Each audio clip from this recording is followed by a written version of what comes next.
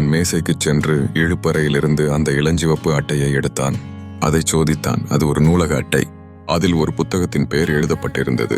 அதை பார்த்த கணமே அவன் மனதில் ஏதோ ஒன்று உதித்தது. அந்த பெயரை அவன் முன்பே பார்த்திருக்கிறான். சில மாதங்களுக்கு முன்பு அவன் பிரியாவை ஒரு உணவகத்தில் சந்திக்கச் சென்றிருந்தான். அவள் ஏற்கனவே அங்கே அதே புத்தகத்தை படிப்பதில் முழுமையாக மூழ்கியிருந்தாள். அவன் வந்ததை கூட அவள் கவனிக்கவில்லை. விஜய் அமைதியாக அவள் அருகில் அமர்ந்து சிறிது நேரம் அவளையே பார்த்து கொண்டிருந்தான். சிறிது நேரத்திற்கு பிறகு அவன் புன்னகைத்து, அந்த புத்தகம் என்னை விட முக்கியமானதா என்று கேட்டான். பிரியாவை கண்டுபிடிப்பதற்கான துப்பு அந்த புத்தகமாக இருக்கலாம் என்று விஜய் நினைக்கத் தொடங்கினான். அந்த எண்ணம் மனதில் பதிந்ததும் அவன் கண்கள் மீண்டும் அந்த வீட்டுச் செடியின் மீது விழுந்தன. ஏதோ சரியில்லை என்று தோன்றியது.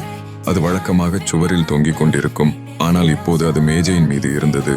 அவன் அதை புரிந்து கொள்ள முயன்று புருவங்களை சுருக்கினான். ஒரு நினைவு அவன் மனதில் மின்னியது. அவர்கள் அந்த செடியை வாங்கிய அன்று பிரியா புன்னகைத்துக் கொண்டே, நான் இதை நன்றாக பார்த்து கொள்வேன். நான் இல்லாத போது நீ இதை பார்த்துக்கொள். நமக்கு திருமணமான பிறகு நாம் இருவரும் சேர்ந்து இதை பார்த்து கொள்வோம் என்று சொல்லியிருந்தாள். விஜயின் இதயம் இறுக்கமடைந்தது.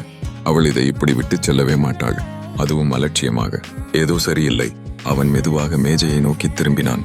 அந்த புத்தகமும் செடியும் அவனிடம் ஏதோ சொல்ல முயல்கின்றன என்ற உணர்வு அவன் மனதில் வலுத்தது.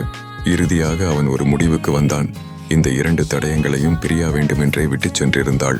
அந்த புத்தகமும் செடியும் தற்செயலாக வைக்கப்பட்டவை அல்ல. அவன் கவனிக்க வேண்டும் என்பதற்காகவே அவை வைக்கப்பட்டிருந்தன. இதன் அர்த்தம் அவள் ஒரு குறிப்பிட்ட நோக்கத்திற்காக எங்கோ சென்றிருக்கிறாள். மேலும் அதை அவன் புரிந்து கொள்ள வேண்டும் என்றும் அவள் விரும்பினாள். அந்த செடியை குறிப்பிட்டதன் மூலம் தான் சிறிது காலத்திற்கு அங்கே இருக்க மாட்டேன் என்றும் திரும்பி வரும் வரை அவன் அதை பார்த்து கொள்ள வேண்டும் என்றும் அவள் மறைமுகமாக அவனிடம் கூறினாள். அந்த துப்பை கொண்டு விஜய் தனது சொந்த விசாரணையை தொடங்க முடிவு செய்தான். அவன் முதலில் கண்டுபிடிக்க விரும்பியது அந்த புத்தகத்தை பற்றித்தான்.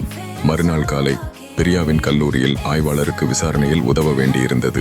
ஆய்வாளரும் அவரது குழுவும் சென்றவுடன் அந்த அட்டையில் குறிப்பிடப்பட்டிருந்த நூலகத்திற்கு செல்ல விஜய் திட்டமிட்டான். மேலும் இப்போதைக்கு அந்த புத்தகத்தை பற்றி ஆய்வாளரிடம் எதையும் வெளிப்படுத்தக்கூடாது என்றும் அவன் தீர்மானித்தான். திட்டமிட்டபடி ஆய்வாளரும் அவரது குழுவும் சென்றவுடன் விஜய் நூலகத்திற்கு சென்றான். அவன் அங்கு சென்றபோது கவுண்டருக்கு அருகில் ஒரு நீண்ட வரிசை இருந்தது. ஏதோ சரியில்லை என்று அவனுக்கு தோன்றியது. நூலக ஊழியர்கள் அனைவரும் பூட்டப்பட்ட ஒரு அறைக்குள் இருந்தனர். தலைமை நூலகர் அவர்களை திட்டிக் கொண்டிருப்பது போல் தெரிந்தது. அந்த அறைக்கு கண்ணாடி கதவு இருந்ததால் வெளியே இருந்த அனைவராலும் உள்ளே என்ன நடக்கிறது என்பதை பார்க்க முடிந்தது. ஆனால் ஒரு வார்த்தை கூட யாருக்கும் கேட்கவில்லை.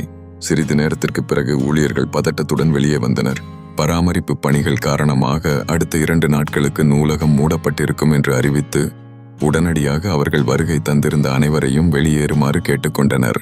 மக்கள் ஒவ்வொருவராக வெளியேறத் தொடங்கியதும் விஜய் ஊழியர்களில் ஒருவரை அணுகினான். வணக்கம், ஏதேனும் பிரச்சனையா? நீங்கள் அனைவரும் மிகவும் பதட்டமாக தெரிகிறீர்கள் என்று அவன் கேட்டான். அவள் ஒரு கணம் தயங்கிவிட்டு பதிலளித்தாள். ஆம் ஐயா, ஒரு அரிய பதிப்பு புத்தகம் காணவில்லை. அதை 2 நாட்களுக்குள் கண்டுபிடிக்க வேண்டும். இல்லையென்றால் இது ஒரு பெரிய தேசிய பிரச்சனையாக மாறிவிடும். விஜயின் கண்கள் லேசாகச் சுருங்கின. ஓ, அப்படியா? அந்த புத்தகத்தின் பெயர் என்ன? அவன் அமைதியாக கேட்டான். அவள் அவனிடம் பெயரைச் சொன்னாள். அது விஜய் தேடிக்கொண்டிருந்த அதே புத்தகம்.